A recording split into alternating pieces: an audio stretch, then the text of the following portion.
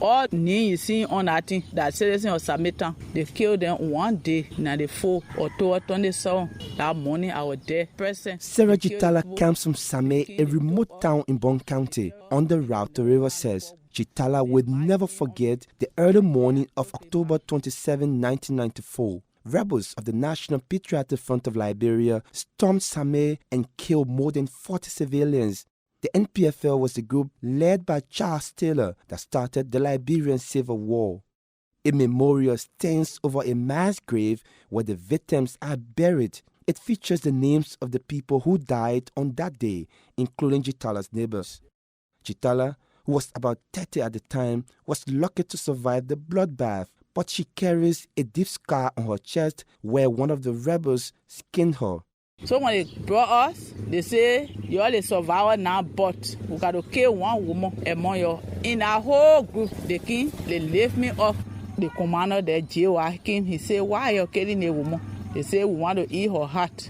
Whether with the board or having a neck, they call him AB. He chopped me right here at the market. So when the man saw the blood on me, he said, you can't kill the woman. Chitala suffered a near-fatal ordeal at the hands of Taylor's forces. Yet, she does not hide her admiration for the man who was the former leader of the NPFL in Little Liberia, even though she knows about his brutal history. Taylor is serving a 50-year sentence in a British prison for war crimes he committed in neighboring Sierra Leone. That war was fighting. Taylor was giving rest to all. The rest they carry inside me more than, I can say, truck low. And war was fighting. He disappeared that rest in the town. So I can say he was bad. This war, not today, happened in the Bible. They inject them and the Israel last, they were fighting.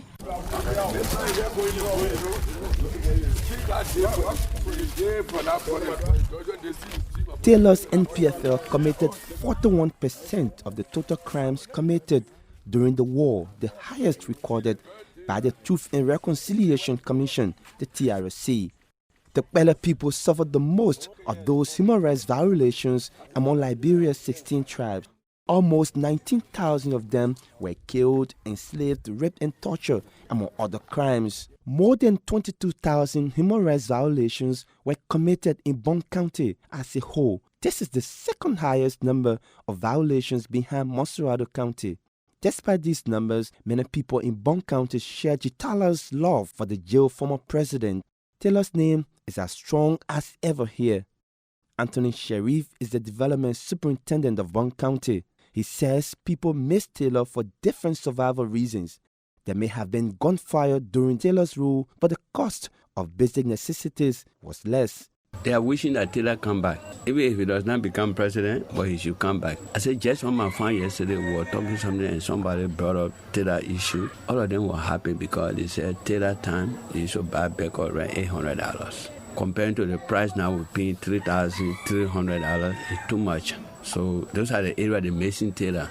Anywhere, any part of Bong County you go, you talk about Taylor issue. Out of 50, maybe only 5% will talk negative thing about him, but the rest of the people, out of that 50%, the rest of the people will say they want Taylor back.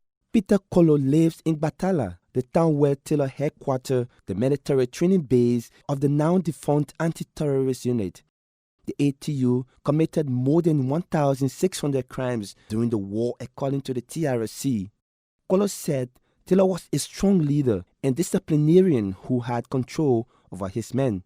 If one soldier comes from the base and enter the stand, we hammer or harass, there will be a severe punishment for that soldier. He disciplined his soldiers.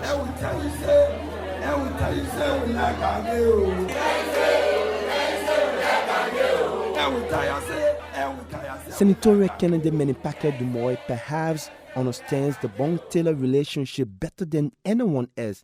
Dumoy is one of 8 candidates contesting for the Bong Senate seat. He uses Taylor's face on his billboards and placards. Ex-fighters in Bong have also endorsed him. Dumoy says Taylor is tattooed on the hearts of the Bongese because he identified with the hinterland more than any other Liberian president. Taylor made Gbarnga the capital of Liberia. He spoke about greater Liberia. He spoke about greater Bong County. Some people who are Pele and were born here, they can treat the place like nothing. Somebody came here and treated Gbarnga well.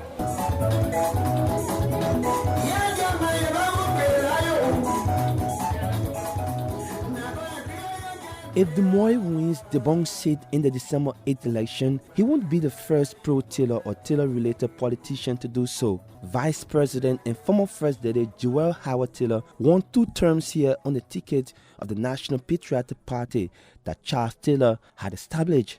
When the NPP merged with the Congress for Democratic Change of George Weah during the 2017 elections, they won in 14 of the 15 counties, including Bong. Howard Taylor, the leader of the NPP, became Liberia's first female vice president. Dumoy says he is vying for the Senate seat to fulfill Taylor's outlook for the county.